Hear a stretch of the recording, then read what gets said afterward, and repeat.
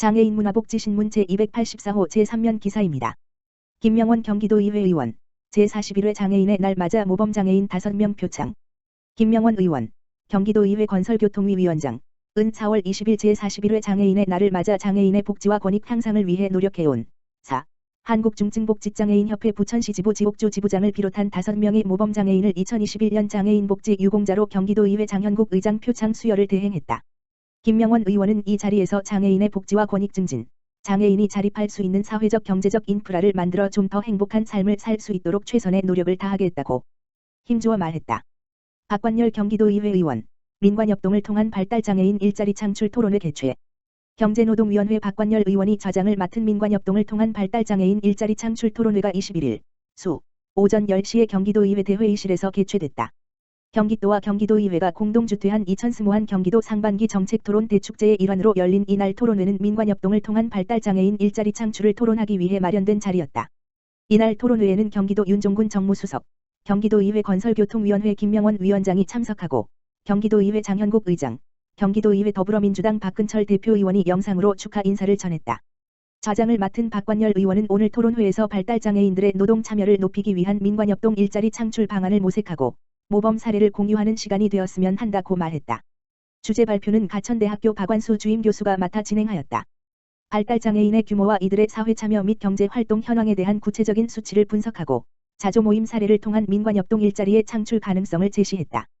첫 번째 토론자인 경기도의회 경제노동위원회 김영혜 위원은 발달장애인 일자리는 변화하는 4차 산업혁명 속 로봇과 인공지능과 같은 기술에 대체되기 가장 쉬운 분야이기 때문에 단순 업무만으로는 경쟁력이 없다며 바우처 지급과 같은 시혜적인 접근은 줄이고 발달장애인의 생애 주기별로 접근법을 찾아 민관이 협동한 고품격 일자리를 창출할 수 있어야 한다고 제언했다. 두 번째 토론자인 지적장애인 평생복지회 이한섭 대표는 정신지체장애인 직업재활의 문제점과 특수성을 언급하며 주유소, 손세차장 등의 사업장과 연계한 정신지체장애인 맞춤형 직업재활 사업 모델을 제안했다. 세 번째 토론자인 경희대학교 김세준 주임 교수는 발달장애인의 공공영역 일자리 확대 정책을 주제로 단순 반복 업무뿐만 아니라 문화예술 등 다른 영역까지 발달장애인 채용이 확대될 수 있는 가능성을 제시했다. 네 번째 토론자인 곽대원 문화평론가는 근본적으로 장애인에 대한 인식이 개선되어야 하고 해외 사례를 바탕으로 문화예술 분야에서 발달장애인 일자리 창출이 되어야 한다고 제언했다. 한편 이번 토론회는 코로나19 생활수칙에 따라 최소한의 관중 입장과 비대면 방식으로 진행되었으며 경기도의회 유튜브 라이브 방송을 통해 도민들과의 소통을 이어나갔다. 질병관리청, 중앙정부 최초 중증장애인 바리스타 기술공모직 채용. 중증장애인 바리스타가 최초로 정부의 기술공모직으로 채용돼 관심을 모으고 있다. 20일 문을 연 질병관리청 본부동 2번지층에 위치한 사내 북카페 캐페이 어울림에 근무하고 있는 김우석, 남, 지적장애, 씨와 양옥화, 여, 청각장애, 씨가 그 주인공. 두 사람은 지난 3월 질병관리청, 청장 정은경, 이 한국장애인개발원, 원장 최경숙과 함께 진행한 중증장애인 바리스타 공모를 통해 채용됐다. 중앙정부가 중증장애인 바리스타를 기술공모직으로 직접 채용한 첫 번째 사례이다. 김우석 씨와 양옥화 씨는 안정적인 일자리를 찾기 위해 바리스타 자격증을 취득하여 이번에 입사하게 됐다고 한다. 20일 카페 개소식에서 만난 김우석 씨는 소감을 묻는 말에 바리스타는 꼭 하고 싶었던 일입니다. 제가 만든 커피를 손님이 맛있다라고 말씀하시면 정말 행복합니다. 라고 답했다. 양옥화 씨 또한 코로나로 모두가 지치고 힘든 시기에 안정적인 일터에 취업해서 좋다며 기쁨을 감추지 않았다. 카페에서 두 사람은 월요일부터 금요일까지 주 5일, 하루 5시간씩 교대 근무한다. 커피앤음료 제조와 함께 매장 내 전반적인 환경관리 업무도 책임진다. 만 60세까지 정년이 보장되는 기술공모직원인 만큼 내 대보험 및 퇴직금 지급, 연차유급휴가 부여되고 급여 또한 공모직 임금 체계에 따른다. 이번 채용은 장애인 근로자에게 양질의 일자리를 제공하자는 취지의 양 기관이 뜻을 모은 결과이다. 질병관리청은 장애인 일자리를 만들고 한국장애인개발원은 지역사회 직업재활 전문기관과 연계하여 구직자 인력풀을 확보했다. 또한 장애인 채용 면접 과정을 주관함으로써 채용 과정의 전문성과 공정성을 기했다. 한국장애인개발원은 채용자들의 직장 내 적응을 돕고 직무 능력을 향상시키기 위해 카페 오픈 전 지난 4월 12일부터 16일까지 5일 동안 근무 현장에서 전문적인 바리스타 교육 등을 진행하기도 했다. 최경숙 한국장애인개발원장은 코로나19 방역에 총력을 다하는 상황에서도 취업에 어려움을 겪고 있는 중증장애인에게 좋은 일자리를 창출한 질병관리청의 노력에 감사하다며 공공분야에서의 좋은 일자리 창출을 위해 더욱 노력하겠다고 전했다. 한편 한국장애인개발원은 지난 2012년도부터 중증장애인의 안정적이고 지속가능한 신규 일자리를 제공할 수 있도록 카페 설치 지원 사업을 추진하고 있다. 현재까지 총 116개소의 카페가 문을 열었으며 약 430여 명의 장애인이 일하고 있다. 경기도 독서 뒤학계층 위한 책 나눔 사업 책드림, 꿈드림 희망기관 한차 모집. 경기도가 책을 접하기 어려운 독서 뒤학계층에게 도서를 보급하는 경기도 책 나눔 사업 책드림, 꿈드림 희망기관 한차 모집을 19일부터 진행한다. 책드림, 꿈드림 사업은 전문가와 함께 북큐레이션, 특정한 주제에 맞는 여러 책을 선별해 독자에게 제안하는 것을 통해 주제별 도서 목록을 개발하고 도내 독서 소외기관의 이용자 맞춤형 도서를 선별해 보급하는 사업이다. 올해는 2회에 걸쳐 희망기관 200곳을 선정해 도서 2만 권을 보급한다. 한차 모집 대상은 지역아동센터, 미혼모시설, 다문화시설, 노인보호시설, 장애인복지시설, 청소년보호시설 등 도내 독서 소외기관 사회복지시설로 100개 기관을 모집한다.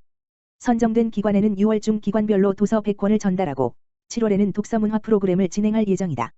도서 활용 활성화와 지속적인 독서 활동을 위한 담당자 독서교육 워크숍도 병행할 예정이다. 신청 기간은 5월 14일 오후 6시까지며 희망기관이 경기도 사이버도서관 누리집 https://www.library.kr에 접속해 신청서 작성 후 직접 전자메일 event@library.kr로 신청하거나 시군 공공도서관 추천을 통해 접수하면 된다. 문의사항은 경기도 사이버도서관 누리집 공지사항을 참고하거나 지역번호 031-248-9892로 연락하면 된다. 박미정 도 도서관정책팀장은 올해도 책 나눔 사업을 통해 책을 접하기 어려운 환경에 있는 도민들이 책과 함께 소통하고 놀이하면서 책과 친해질 수 있는 다양한 활동을 경험하길 바란다고 말했다. 한편 도는 지난해 책 나눔 사업을 통해 도내 140개 사회복지시설에 1만 6천 권의 도서를 보급했고 업사이클링, 팝업북 만들기, 걱정인형 만들기, 간식과 함께하는 그림책 읽기 등 다양한 독서문화 프로그램을 지원한 바 있다. 경기연구원 코로나19 팬데믹 1년 국민 55.8% 불안 우울. 전 국민의 과반이 코로나19로 인해 불안 우울감을 호소한다는 조사 결과가 나왔다. 특히 전체 8.3%는 코로나19로 인해 극단적인 선택까지 생각한 것으로 나타났다. 경기연구원은 이 같은 내용의 설문조사를 담은 를 발간했다. 연구원은 지난 3월 22에서 23일 이틀간 모바일 웹 설문조사 방식으로 전국 17개 광역시도 20세 이상 2,000명을 설문조사했다. 신뢰 수준은 95%에서 표본 오차 2.19%비다. 그 결과 전체 55.8%가 코로나19로 인해 불안 우울하다고 답했다. 이는 연구원의 지난번 조사, 지난해 4월 전국 15세 이상 1,500명, 결과인 47.5%보다 나빠진 수치다. 아울러 PHQ-9, 우울증 진단도구와 게드-7, 불안장애 진단도구를 기준으로 전체 17.7%가 우울증 위험군, 12.7%가 불안장애 위험군으로 각각 분류됐다. 성별로는 여성, 우울증 19.9%, 불안장애 14.0%, 이 남성, 우울증 15.5%, 불안장애 11.3%. 보다 심각했다. 연령별로 우울증은 20대, 22.4%와 60대 이상, 18.3%, 불안장애는 20대, 14.9%와 30대, 14.8%의 비중이 각각 높아 전반적으로 20대가 취약한 것으로 나타났다. 응답자의 78.1%는 코로나19 확진자에 대한 사회적 낙인, 지나친 경계와 심리적 격리 등이 있다고 답했으며 이러한 인식을 가진 응답자의 불안 우울감 호소 비중은 84.1%로 전체 평균보다 28.3%피 높았다. 코로나19가 일상생활을 방해한다고 느낀 응답자 비중은 66.4%, 수면의 질이 나빠졌다는 응답자 비중은 30.6%로 각각 제시됐다. 특히 응답자의 8.3%는 코로나19로 극단적인 선택을 생각하기도 했다. 사유로는 경제적 어려움, 21.5%, 정신적 스트레스, 21.5%, 고립감 외로움 인간관계 단절, 16.0% 등을 주로 꼽았다. 끝으로 응답자의 73.0%가 코로나19에 따른 심리적 고통을 돕기 위한 정신건강 서비스 필요성에 공감했다. 필요 없음은 8.3%, 보통은 18.8%다. 이은환 경기연구원 연구위원은 이번 조사 결과에서 코로나19로 인한 사회적 낙인 인식도가 매우 높았다며 이는 대상자들을 사회로부터 심리적으로 격리, 불안 우울감을 더 악화하는 만큼 이를 해소할 캠페인 등 정책적 노력이 필요하다고 말했다. 그러면서 감염병 유행은 국민들에게 불안 공포를 가져오고 이는 정부 정책에 대한 국민 신뢰도에도 영향을 미친다며 국민 정신건강을 지키기 위해 투명하게 정보를 공개하고 정책 접근성을 높이는 등 국민 눈높이 심리방역 추진이 필요하다고 덧붙였다.